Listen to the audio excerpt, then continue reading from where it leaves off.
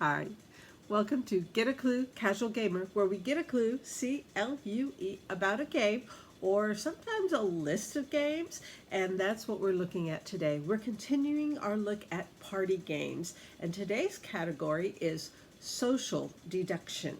I will explain a little bit of what social deduction is and then introduce you to some games and some information about games under the social deduction umbrella, but I must admit that I have not played the ones I have here on hand. I have played the one that will be number 5. I don't own it because it hasn't come out yet.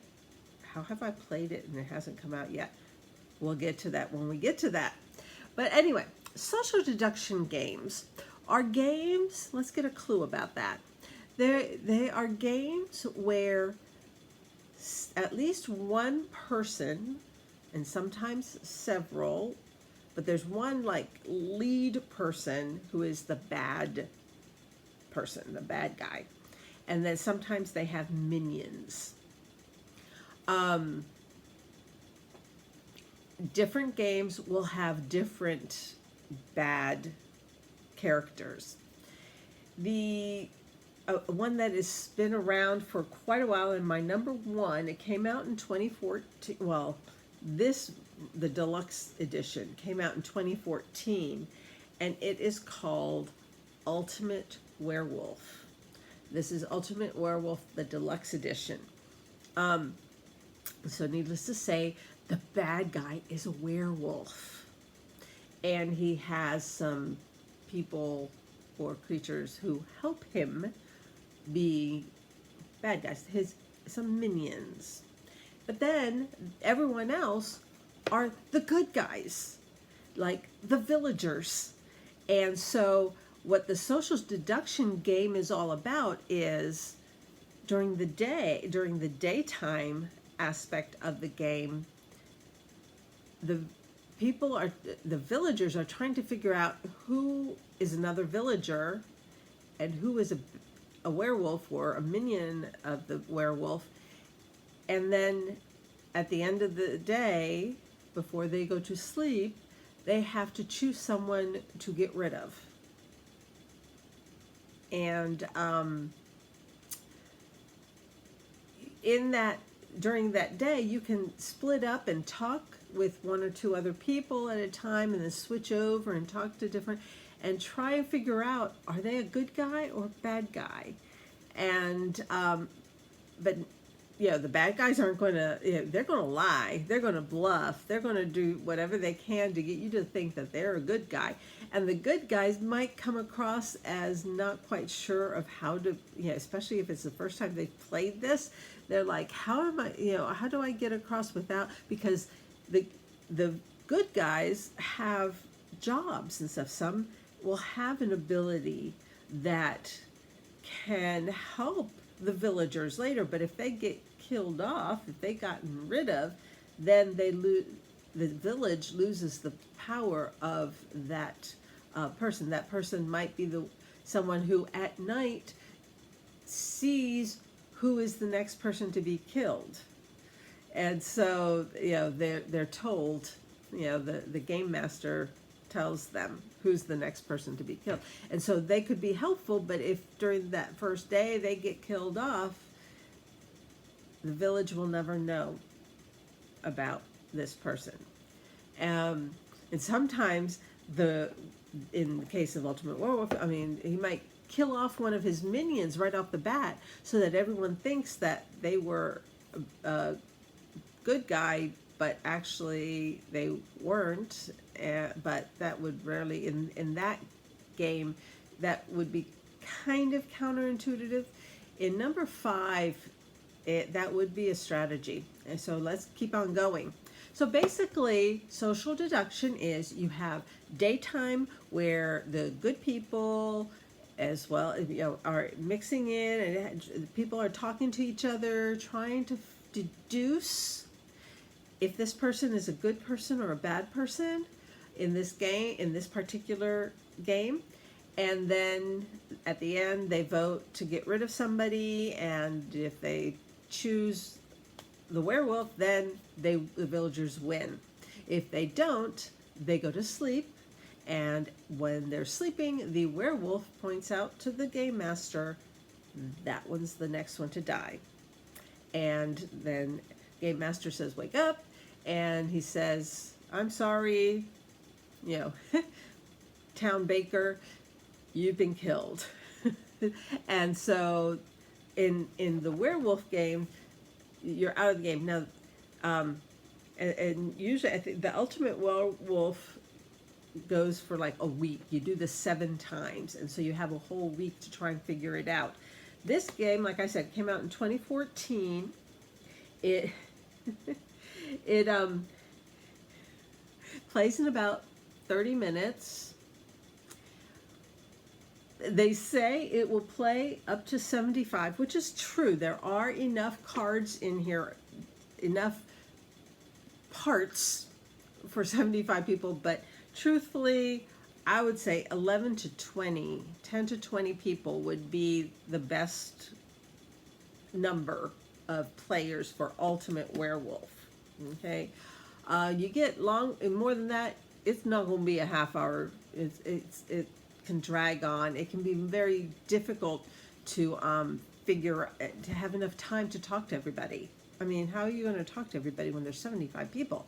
It is possible, but I would only do that with people who have been playing it for a while, and you get a convention and you have a lot of Ultimate Werewolf players, and say, okay, let's do a big one.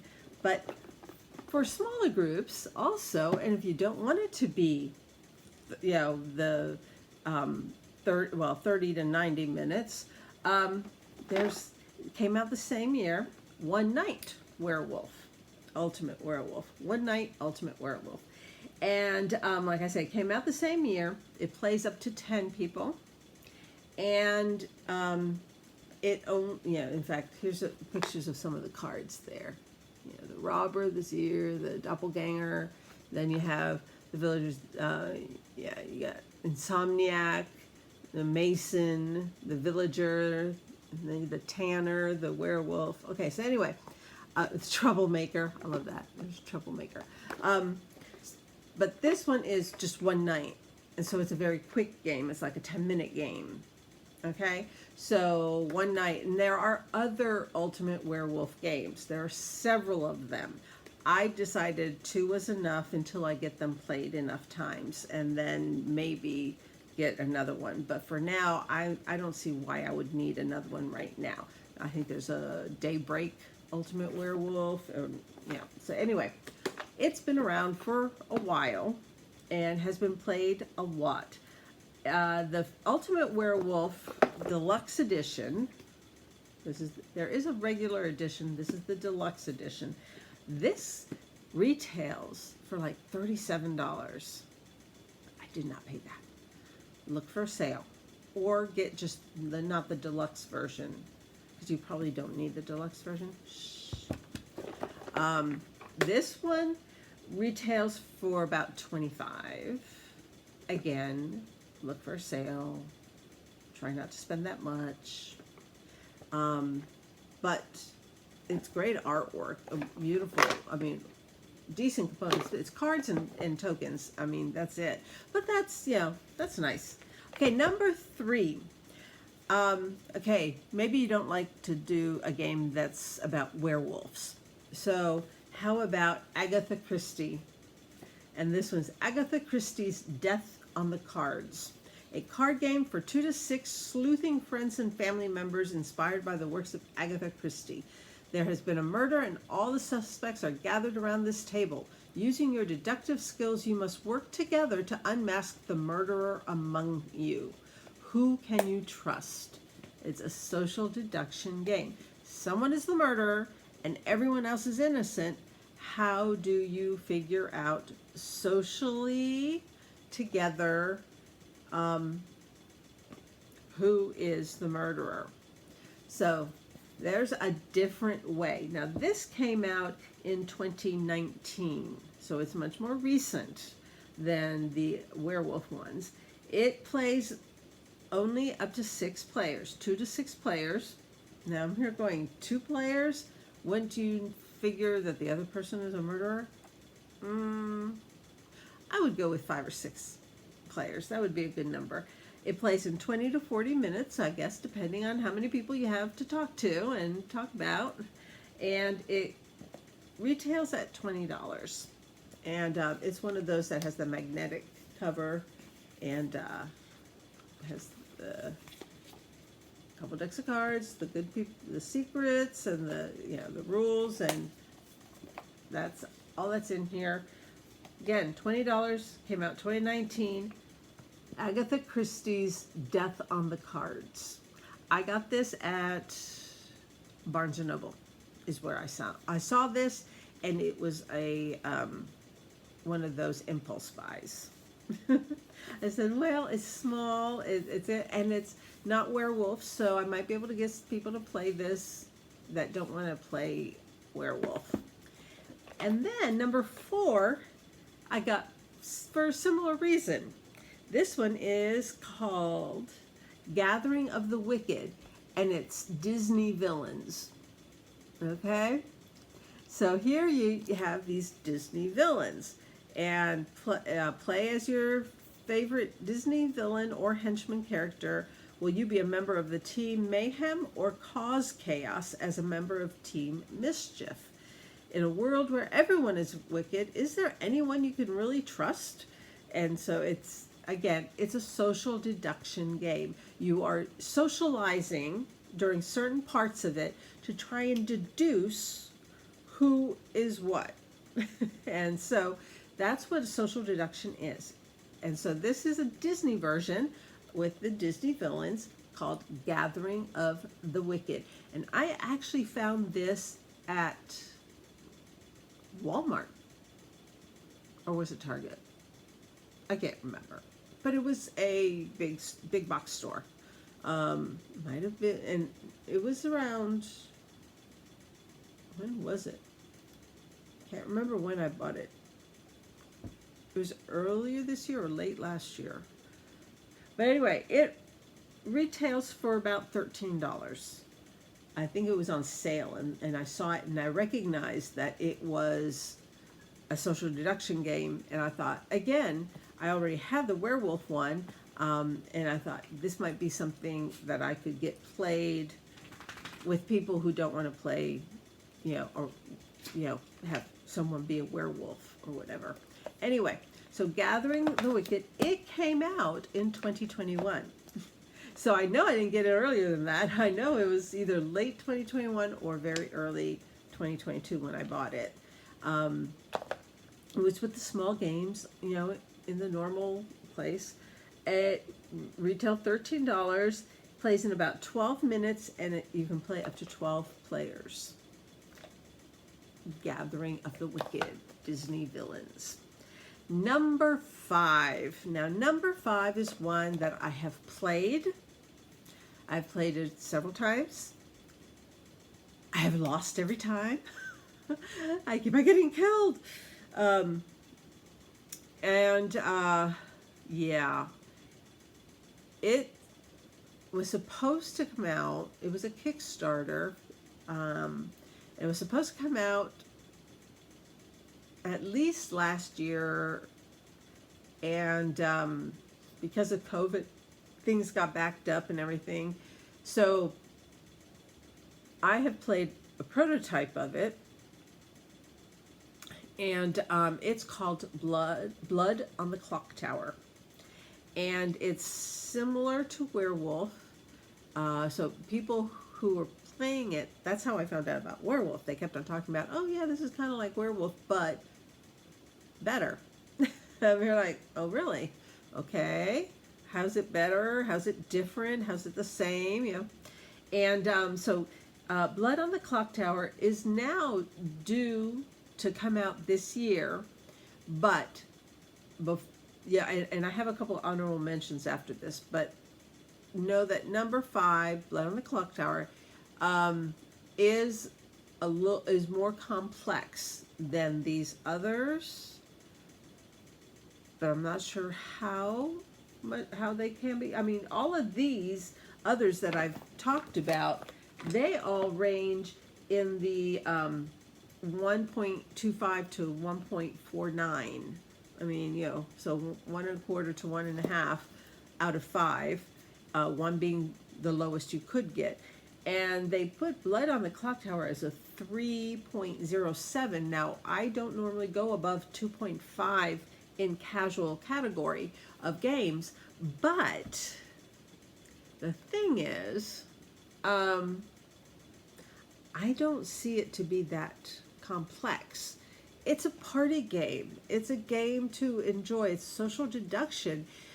Someone is the bad guy, and he definitely has some minions, and then there are the good people, the villagers, and everyone has their own job, and some of you will have an ability, and others will just be an average person, and some will have a confused thing, a confused personality that, they're not sure if they're good or bad, and, so yes, there's a lot of these different parts that someone can be, but it's similar to Werewolf in that during the day you're talking and everything, and then before nightfall, the villager, everyone votes someone out. You have to vote. It's like, are you going to vote someone out or not? And it makes sense to vote somebody out because that might be the bad guy. You will kill off some villagers. It will happen. But instead of, apparently in Werewolf, once the villager is out, they're out. But in Blood on the Clock Tower, you remain as a ghost. Now, I will tell you right off the bat, I don't believe in werewolves. I don't believe in ghosts.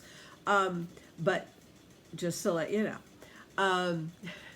But you remain, which means during the day, you can still talk to people. And you can try and give them information and stuff, but you can no longer vote except for one last time. So you kind of hold on to your vote until you are really, either you're really sure about somebody or it's the last ditch attempt, and it's like, okay, I'm going to vote. I'm going to use my vote now. So you're still part of the game, which I like. I like that you're not kicked out. And so that is Blood on the Clock Tower. Price-wise, no clue. It's not going to be cheap. I've heard like $60, $70 price level. But that is with this big cabinet, and there's a lot of components in this. I don't know if it's only going to come out in the deluxe edition, the Kickstarter deluxe edition, or if there will ultimately be a cheaper version of it. I don't know yet. And it's technically supposed to come out late in 2022, so we'll see. Everyone who did the Kickstarter several years ago are still waiting to see, when they're going to get their copy of Blood on the Clock Tower. But it is played electronically. A lot of people played electronically. And I have played it with a prototype version of it. And it's fun. And it takes... It depends on how many people you have. The more people you have, the longer it's going to take. 12 people could take an hour and a half. 20 people could take easily 2 hours. So just keep that in mind, that it is a full-fledged party game, social deduction game. A couple honorable mentions that I do not have and I have not played, but they look interesting. And if you are more into the Second World War type of theme, there's one called the Resistance Avalon. Okay, the whole thing. There is the Resistance other stuff. Resistance Avalon. It came out in 2012, so it's been out for a while. It takes about 30 minutes to play, up to 10 people to play, and it's very inexpensive because it's basically a deck of cards, so it's $15. And that's the Resistance Avalon. And the other honorable mention is another World War II era theming, and it's called Secret Hitler. And it came out in 2016, takes about 45 minutes to play, up to 10 people, and it runs about $35. Now, it's a more substantial box and game. It's kind of like a yellowish-orange box, the Secret Hitler one. And both of those are plainly in the casual game level of complexity. So all of these games except for Blood on the Clock Tower are in the casual game level. So there you have it.